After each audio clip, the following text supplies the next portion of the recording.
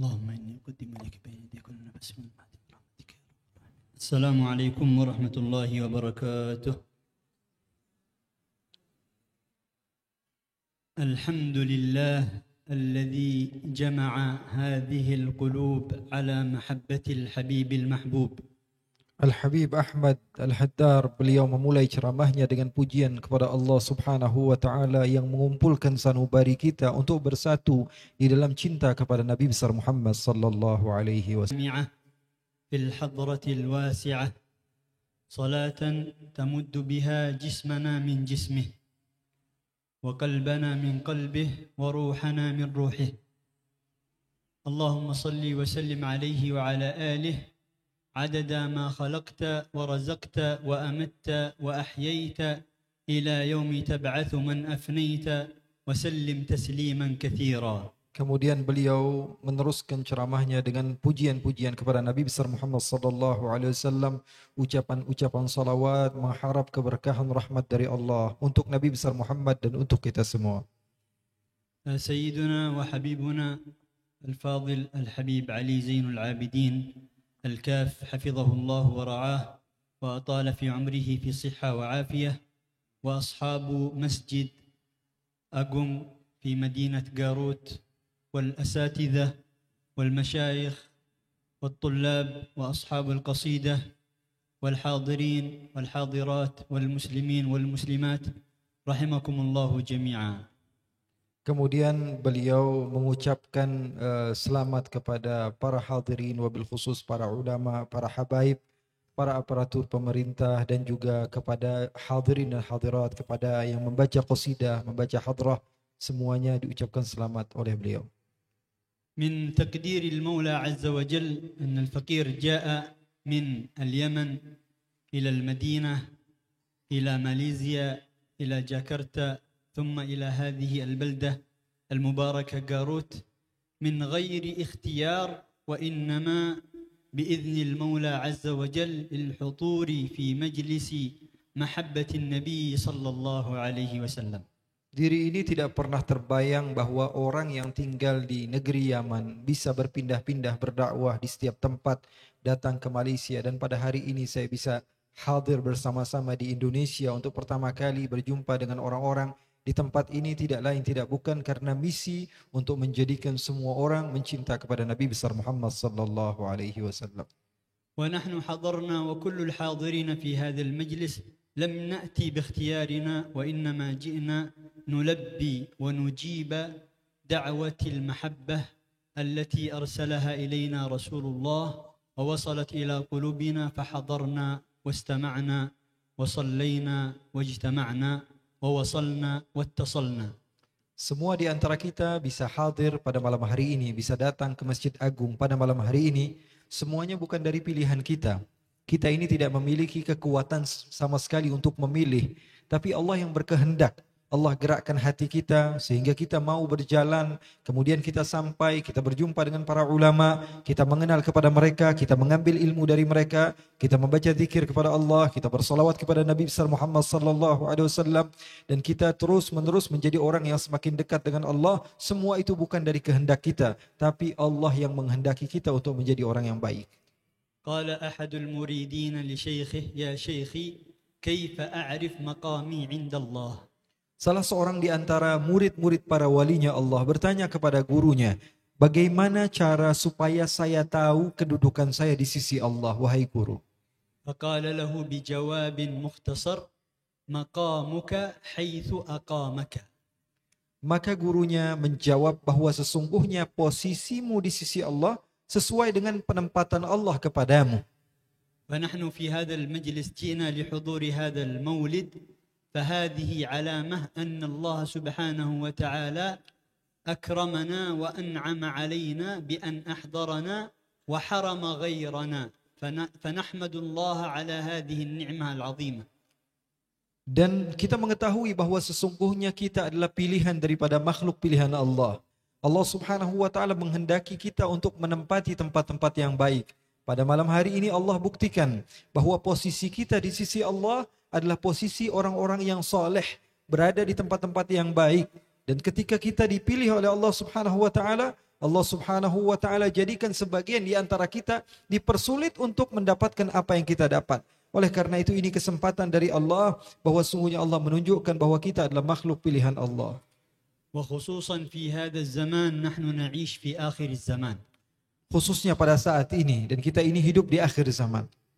الله سبحانه وتعالى يقول في سورة إبراهيم في آية 31: أعوذ بالله من الشيطان الرجيم يثبت الله الذين آمنوا بالقول الثابت في الحياة الدنيا وفي الآخرة.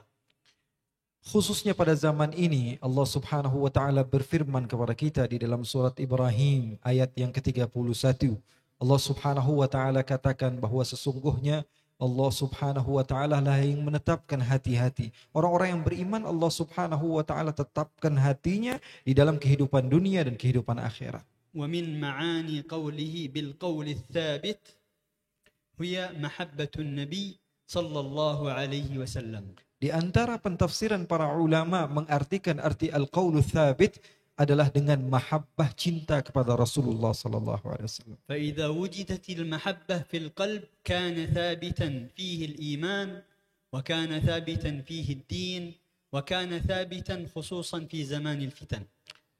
Dan ketika seseorang memiliki cahaya cinta di dalam hatinya, maka itu adalah bukti bahwa sesungguhnya dia memiliki keimanan sebagaimana di dalam ayat tersebut.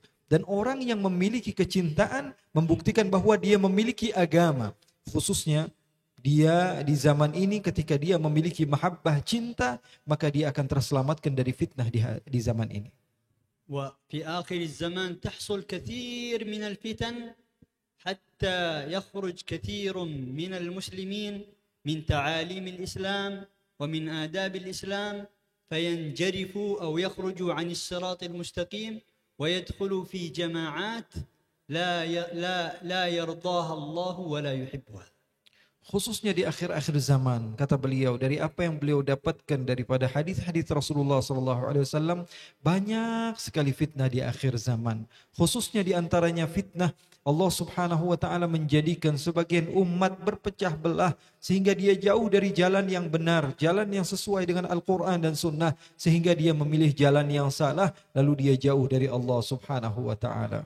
فمن الذي أحضرنا ومن الذي منع غيرنا. Siapalah gerangan yang bisa menghadirkan di tempat ini pada malam hari ini, dan siapa yang menjadikan enggan kepada sebagian orang untuk bisa datang ke tempat ini. فهنيئا لمن حضر في هذا المجلس وخرج بقلب مليء بالمحبة مليء بالمتابعة مليء بالصلاة والسلام على رسول الله. Maka saya ucapkan selamat kepada para hadirin dan hadirat ketika datang ke tempat ini, lalu keluar dari tempat ini dalam keadaan hatinya tenang, penuh dengan kesolehan, penuh dengan rasa mahabbah cinta kepada Nabi, penuh dengan pengenalan kepada Nabi, penuh dengan pahala di sisi Allah Subhanahu wa taala.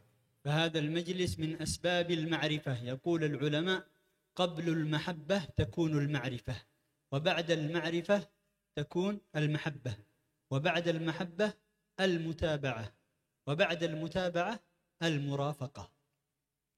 Maka majlis yang seperti ini menjadikan kita semakin dekat dengan Allah dan Rasulnya. Ulama dahulu mereka mengatakan bahwa ketika kita ingin mencinta maka kita perlu kepada pengenalan, kecintaan, kemudian baru bisa pengikutan. Setelah ada pengikutan baru kita akan bersama-sama bersama orang yang kita cintai.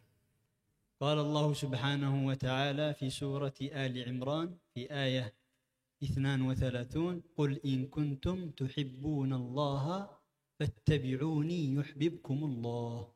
Sebagaimana Allah Subhanahu wa taala firmankan di dalam surat Ali Imran di ayat yang ke-32, apa kata Allah Subhanahu wa taala? Katakanlah wahai Muhammad, kalau kalian cinta kepada Allah, maka ikuti saya. Apa yang akan kalian dapatkan ketika kalian mengikuti Nabi Muhammad?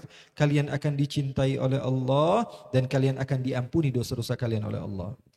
وقال سبحانه وتعالى في سورة النساء في آية 81: من يطع الرسول فقد أطاع الله. Di dalam surat An-Nisa juga di ayat yang ke-81 Allah Subhanahu wa taala firmankan, barang siapa yang taat kepada Nabi, artinya dia taat kepada Allah. لم يقل سبحانه وتعالى فهو كمن أطاع الله وإنما فقد أطاع الله. Allah tidak mengatakan di dalam Al-Quran orang yang taat kepada Nabi seperti orang yang taat kepada Allah. Tapi Allah katakan orang yang taat kepada Nabi, hakikatnya dia taat kepada Allah subhanahu wa ta'ala. فالحمد لله الذي جعلنا من أهل منهج أهل السنة والجماعة. Oleh karena itu kita bersyukur kepada Allah. Allah jadikan kita termasuk orang-orang yang ikut kepada manhaj Ahlus Sunnah wal Jamaah. هذا المنهج كما قال عنه العلماء والأولياء والصالحون هو الصراط المستقيم. Jalan yang kita tempuh pada saat inilah yang dikategorikan oleh para ulama ini adalah siratul mustaqim, jalan yang lurus. وعلامته شرطان أو ركنان. Dan syarat untuk menjadi orang yang berada di jalan lurus adalah dua. الأول متابعة القرآن والسنة. Yang pertama adalah pengikutan kepada Al-Quran, kepada sunnah Nabi Muhammad. والثاني محبة آل بيت رسول الله صلى الله عليه وسلم. Dan yang kedua adalah kecintaan kepada keluarga Nabi besar Muhammad sallallahu alaihi wasallam. وكل علم يصل إلينا عن طريق القرآن محفوظا ومرسولا بالسند المتصل عن طريق أهل البيت فهو منهج أهل السنة والجماعة. Dan setiap apa yang kita dapati dari Al-Quran dan sunnah Nabi besar Muhammad sallallahu alaihi wasallam ketika datangnya dari keluarga Nabi Muhammad sallallahu alaihi wasallam kepada kita, maka paket ini adalah paket komplit sesuai dengan manhaj yang kita sekarang ikuti, yaitu manhaj Ahlus Sunnah wal Jamaah. وهو المذكور في حديث النبي صلى الله عليه وسلم تركت فيكم ما إن تمسكتم لن تضلوا بعدي أبدا كتاب الله وعترتي آل بيتي. Ucapan saya ini sesuai dengan hadis Rasulullah sallallahu alaihi wasallam. Nabi Muhammad katakan bahwa sesungguhnya saya tinggalkan kepada kalian dua pusaka yang mana dengan kedua pusaka tersebut kalian tidak akan pernah tersesat selama-lamanya. Hadis ini mengatakan dua pusaka itu adalah, yang pertama adalah Al-Quran, yang kedua adalah keluargaku. فالعلم الذي يأتي إلينا بالسند المتصل من أهل بيت رسول الله صلى الله عليه وسلم هو دليل على أن هذا العلم جاء من منهج صافي ومن عقيدة سليمة ومن منهج أهل السنة والجماعة. Ketika datangnya ilmu kepada kita, cara untuk beribadah kepada kita dari sumber keluarga Nabi Muhammad sallallahu alaihi wasallam, maka ini adalah satu contoh bahwa sesungguhnya hal yang tersebut datang kepada kita tidaklah keluar kecuali dari jalur Ahlus Sunnah wal Jamaah. لأن في آخر الزمان كثير ممن يدعي الإسلام ويتكلم باسم الدعوة لا ينتموا إلى القرآن والسنة ولا يحب أهل بيت رسول الله صلى الله عليه وسلم. Karena di akhir zaman ini mulai banyak orang-orang yang mengaku bahwa mereka adalah orang yang paling berpegang teguh kepada agama Islam. Tidak juga mereka ikut kepada Al-Quran, tidak juga mereka ikut kepada sunnah Nabi, mereka juga tidak sejalan dengan keluarganya Nabi Muhammad sallallahu alaihi wasallam. في الحديث عن النبي صلى الله عليه وسلم أنتم في زمان كثير فقهاؤه قليل خطباؤه وسيأتي على الناس زمان كثير خطباؤه قليل فقهاؤه. Nabi Muhammad SAW berbicara kepada sahabat-sahabatnya, wahai sahabatku, kalian sekarang berada di zaman sedikit sekali yang pandai berbicara, tapi orang yang berilmu begitu banyak. Tapi nanti di akhir zaman umat saya, kata Nabi Muhammad, banyak sekali orang yang pintar berbicara tapi tidak memiliki ilmu sedikit pun. فعلينا أن ننتبه لنا ولأولادنا ولأهلنا من كثير من الوسائل التواصل في الإنترنت التي فيها كثير من الدعاة ولكن ليس عندهم سند متصل وليس عندهم منهج سليم وليس عندهم عقيدة صحيحة. Oleh karena itu kita perlu hati-hati di dalam mencari guru. Takutnya kita salah mengambil guru. Apalagi pada saat ini kita memiliki media sosial, kita bisa melihat siapapun yang berbicara tentang agama. Oleh karena itu kita perlu perhatikan apakah sesuai atau tidak dengan Al-Quran, atau sesuai atau tidak dengan sunnah Nabi, atau sesuai atau tidak dengan cara keluarganya Rasulullah SAW. Karena ketiga hal ini adalah manhaj yang sesuai dengan apa yang Allah Subhanahu wa Ta'ala perintahkan kepada umat. فالحمد لله الذي أحضرنا، وعلامة قبول هذا المجلس هو تغير حالنا بعد هذا المجلس إلى حال أفضل. Dan alhamdulillah segala puji bagi Allah Subhanahu wa taala yang memberikan kesempatan kepada kita untuk bisa duduk malam hari ini bersama-sama di masjidnya Allah ini. Kalian mau tahu apakah duduknya kita pada malam hari ini diterima atau tidak oleh Allah Subhanahu wa taala? Kata beliau, kalau pengen tahu kita ini diterima atau tidak, kalau kita pulang ke rumah kita, berubah atau tidak keadaan kita, semakin baik atau tidak kita. Apa yang kita dengar daripada nasihat-nasihat mau masuk atau tidak ke dalam hati kita sehingga kita mau merubah diri kita. Kalau tidak, artinya kita tidak diterima. Kalau ada perubahan, artinya majlis kita adalah majlis yang diterima oleh Allah. بعد هذا المجلس ستكون قلوبنا أقرب إلى رسول الله صلى الله عليه وسلم. Sepulang dari majlis ini, hati kita semakin dekat kepada Rasulullah sallallahu alaihi wasallam. بعد هذا المجلس يكون قلبنا حاضر في الصلاة عندما نقف أمام الله. Setelah kita pulang dari majlis ini, hati kita hadir ketika kita salat, kita menghadirkan Allah di dalam hati kita. بعد هذا المجلس نحافظ أن نقيم الصلوات الخمس في وقتها. Setelah pulang dari majlis ini, kita berusaha untuk menjaga salat 5 waktu pada waktunya. بعد هذا المجلس نحافظ أو نعرف ونتيقن أن هذه الدنيا إنما هي دار ممر والآخرة هي دار المقر. Setelah pulang dari majlis ini, kita semakin yakin bahwa dunia ini hanyalah sementara. Hidup yang cuma sementara saja, akan tapi kehidupan yang nyata dan hakiki adalah ketika kita sudah berada di akhirat. بعد هذا المجلس نعرف أن قلبنا هو جوهر عظيم ولا يصح أن نضع فيه محبة عظيمة إلا محبة النبي صلى الله عليه وسلم. Setelah pulangnya kita dari majlis ini, kita semakin memahami bahwa hati kita ini adalah sesuatu yang mulia yang diciptakan oleh Allah. Tidak pantas kita letakkan hal-hal yang negatif, hal-hal yang tidak baik, dan kita mesti letakkan cinta kita kepada Nabi Muhammad sallallahu alaihi wasallam. والقلب هو الموضع وهو العضو الوحيد الذي ينظر المولى عز وجل إليه دائما. Kita mesti tahu bahwa sesungguhnya hati adalah satu-satunya yang Allah Subhanahu wa taala perhatikan dari setiap makhluk Allah Subhanahu wa taala. Tempat Allah memandang kepada diri kita adalah di hati kita. في الحديث الصحيح إن الله لا ينظر إلى أموالكم ولا إلى وجوهكم ولكن ينظر إلى قلوبكم ونياتكم. Di dalam hadis Rasulullah sallallahu alaihi wasallam, Rasulullah sabdakan bahwa sungguhnya Allah tidaklah melihat kepada harta kalian, tidaklah lihat kepada fisik kalian, akan tapi yang dilihat oleh Allah adalah hati dan niat-niat kalian yang berada di dalam hati. كل قلب فيه المحبة لا يمكن أن يكون حزينا. Setiap hati yang memiliki cinta, maka tidak mungkin pernah hati tersebut membawa kepada kesedihan. كل قلب فيه المحبة لا يمكن أن يتعذب في النار. Setiap hati yang memiliki cinta, maka tidak mungkin akan tersiksa di neraka. كل قلب فيه المحبة لا يمكن أن يخسر في الآخرة. Setiap hati yang memiliki cinta kepada Nabi Muhammad sallallahu alaihi wasallam tidak mungkin akan menyesal kelak di akhirat. كل قلب فيه الدنيا كل قلب فيه المحبة سوف يعيش في هذه الدنيا بين الصبر على الضراء وبين الشكر على النعماء. Setiap hati yang memiliki cinta kepada Nabi Muhammad, maka dia akan hidup di antara dua hal. Kalau tidak, dia sabar atas musibah yang Allah berikan, atau dia bersyukur atas anugerah yang Allah berikan kepadanya.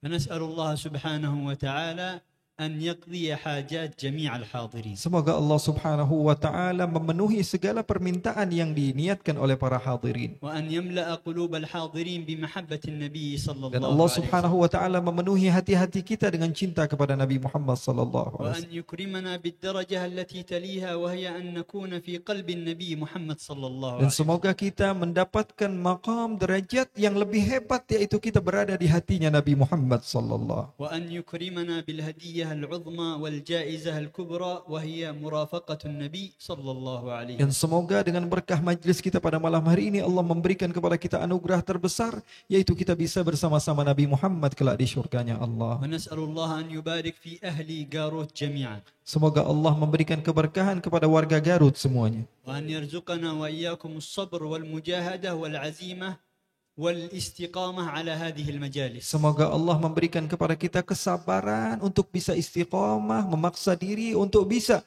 mendekat kepada Allah Subhanahu wa taala dengan berkah majlis-majlis seperti ini. يجعل إقامة هذا المجلس سببا في رفع المصيبة والأذى عن أهل جاروت وعن أهل إندونيسيا عامة. Semoga Allah Subhanahu wa taala menjadikan dengan perkumpulan kita pada malam hari ini Allah mengangkat setiap musibah yang ada di Garut dan di Indonesia secara umumnya. وأن يجعل هذا المجلس سببا في حصولنا على شفاعة النبي يوم القيامة. Semoga Allah Subhanahu wa taala dengan berkah majlis ini Allah memberikan kepada kita syafaat Nabi besar Muhammad sallallahu alaihi wasallam. اللهم اجعل جمعنا هذا جمعا مرحوما وتفرقنا من بعده تفرقا معصوما ولا تجعل فينا ولا منا ولا معنا شقيا ولا محروما وصلى الله على سيدنا محمد وعلى آله وصحبه وسلم والحمد لله رب العالمين. Alhamdulillah rabbil alamin.